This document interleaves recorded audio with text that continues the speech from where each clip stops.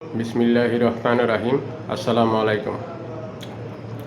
যারা কনস্টেবল থেকে এএসআই পরীক্ষার্থী আছেন, এএসআই থেকে এসআই, সাব ইন্সপেক্টর থেকে ইন্সপেক্টর পরীক্ষার্থী আছেন, আজকে তাদের জন্য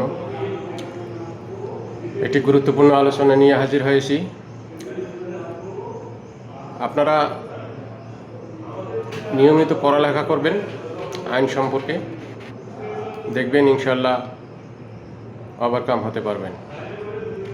আজকে আমি ফৌজদারি কার্যবিধি সম্পর্কে প্রথমে একটু ধারণা দিয়ে রাখি। ফৌজদারি কার্যবিধি আইন আপনারা অধ্যায় অনুযায়ী পড়বেন, দেখবেন মনে থাকবে। সবগুলো আইন আমাদের পড়া লাগবে না, যতটুকু পারেন আপনি পড়বেন, সব পড়লে সমস্যা নাই। কিন্তু মেইন যে ধারাগুলো আছে, গুরুত্বপূর্ণ ধারাগুলো, গুরুত্বপূর্ণ অধ্যায়গুলো, এগুলো আপনারা অবশ্যই পড়বেন।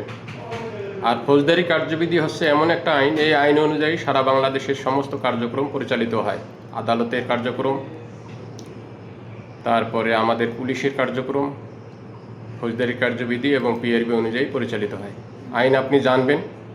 কনস্টেবলদের উদ্দেশ্যে বলতেছি, আপনি মনে করতেছেন যে আমি কনস্টেবল, আমার আইন জানার দরকার নেই। অবশ্যই আইন জানবেন। আইন জানলে আপনি সমস্যায় পড়বেন না, আইন অনুযায়ী কাজ করবেন। আমাদের কাজটাই হচ্ছে আইন মোতাবেক কাজ। পদে পদে আমাদের বিপদ আসতে পারে। আপনি যদি আইন বুঝে শুনে কাজ করেন তাহলে আপনার আল্লাহর রহমতে কোনো সমস্যাই হবে না। অবশ্যই আপনাকে আইন জানতে হবে। আপনি পরীক্ষা দেন বা না দেন, আপনি চাকরি করতে হলে আপনাকে আইন জানতে হবে। আইন অনুযায়ী আপনাকে কার্যক্রম পরিচালনা করতে হবে। এখন আমি আজকে প্রথমেই ফৌজদারি কার্যবিধি আইনের 4 ধারা, গুরুত্বপূর্ণ কিছু সংজ্ঞা আছে সেই বিষয়ে আলোকপাত করব।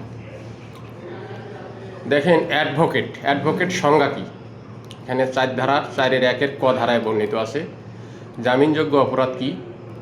4-এর 1-এর খ ধারায় বর্ণনা করা আছে। আমলযোগ্য অপরাধ কী? 4-এর 1-এর চ ধারায় বর্ণনা আছে। অনুসন্ধান বা ইনকোয়ারি কী? 4-এর 1-এর ট ধারায় বর্ণনা আছে। তদন্ত কী? তদন্ত আছে 4-এর 1-এর ঠ ধারায় বর্ণনা আছে। তারপরে আমলযোগ্য অপরাধ কী? আমলের অযোগ্য অপরাধ কী? অপরাধ কাকে বলে? এবং থানার ভারপ্রাপ্ত কর্মকর্তা। আজকে আমি এই কয়টি সংজ্ঞার বিষয়ে আলোকপাত করব।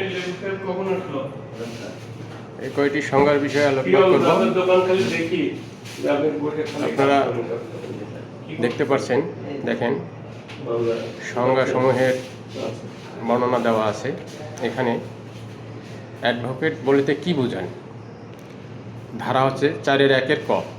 কোনো আদালতের কার্যক্রম প্রসঙ্গে অ্যাডভোকেট অর্থ বর্তমানে বলবৎ আইন অনুযায়ী যে কোনো আদালতে আইন ব্যবসা করিতে ক্ষমতা সম্পন্ন বা ক্ষমতাপ্রাপ্ত অ্যাডভোকেট বা মোক্তারকে বোঝায়।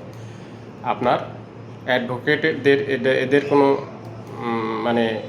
এরা ক্ষমতাপ্রাপ্ত এবং আদালতে আইন পেশায় তারা নিয়োজিত। এরা আসামি পক্ষেও আইনি লড়াই করে এবং বাদী পক্ষেও আইনি লড়াই করে, তাদের পেশা এটা। আরেকটা বিষয় দেখেন, জামিনযোগ্য অপরাধ ও জামিনের অযোগ্য অপরাধ। এটা কি? এটা হচ্ছে 4-এর 1-এর খ ধারায় বর্ণনা আছে।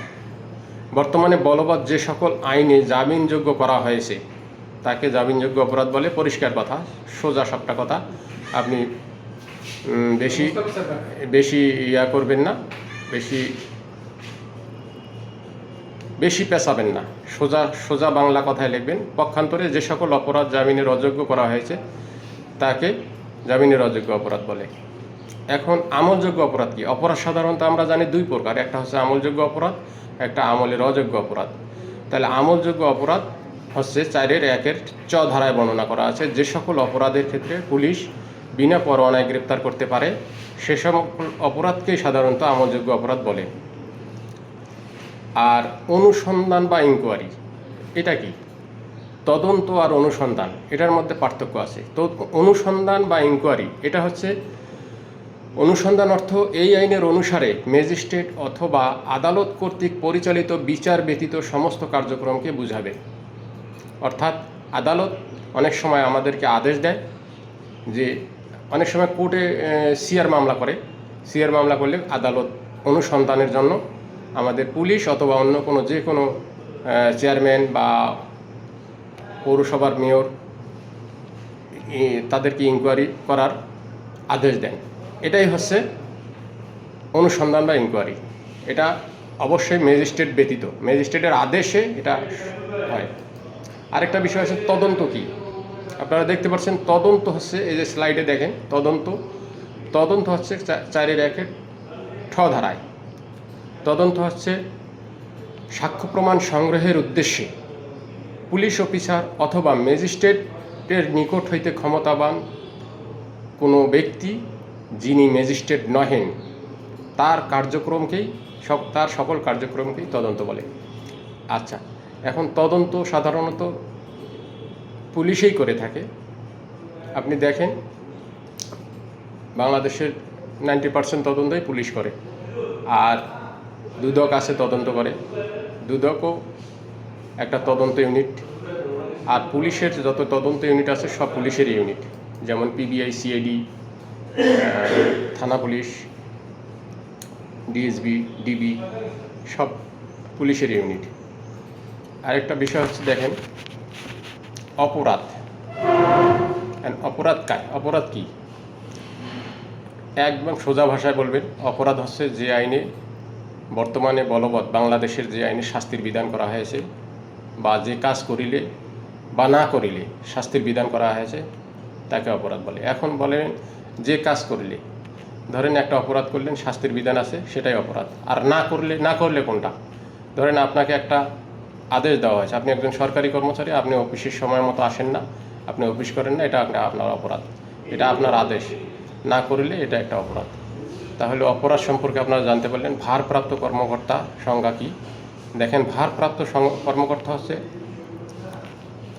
কর্মকর্তা বলতে কনস্টেবল থেকে উপরে এবং ভারপ্রাপ্ত কর্মকর্তার নিচে যারা থানার দায়িত্বে থাকেন তিনি ভারপ্রাপ্ত কর্মকর্তা। এখন থানার ভারপ্রাপ্ত কর্মকর্তা অসুস্থ হলে বা কোথাও তদন্তের কাজে গেলে বা কোথাও বাইরে গেলে বা থানার ভারপ্রাপ্ত কর্মকর্তা না থাকলে তখন একজন সাব ইন্সপেক্টর, এএসআই পর্যন্ত ভারপ্রাপ্ত কর্মকর্তা হতে পারে।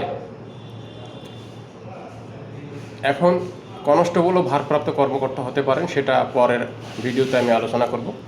সেটা কোন ক্ষেত্রে হতে পারেন সেটা পরের ভিডিওতে আলোচনা করব।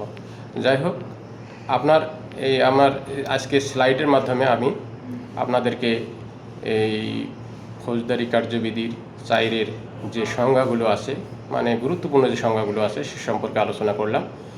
আমি এখন থেকে ফৌজদারি কার্যবিধির প্রথম থেকে শেষ পর্যন্ত আপনাদেরকে বুঝাবো, এবং যারা পরীক্ষার্থী আছেন অবশ্যই অধ্যায় অনুযায়ী পড়বেন, প্রচুর পড়াশোনা করবেন। ইনশাআল্লাহ আপনারা সফল কামিয়াব হবেন আশা করি। আর আমার ভিডিওগুলো বেশি বেশি শেয়ার করে দিবেন, লাইক কমেন্ট করবেন। যারা পরীক্ষার্থী আছেন তাদের উদ্দেশ্যে বলছি। সবাই ভালো থাকেন। আসসালামু আলাইকুম।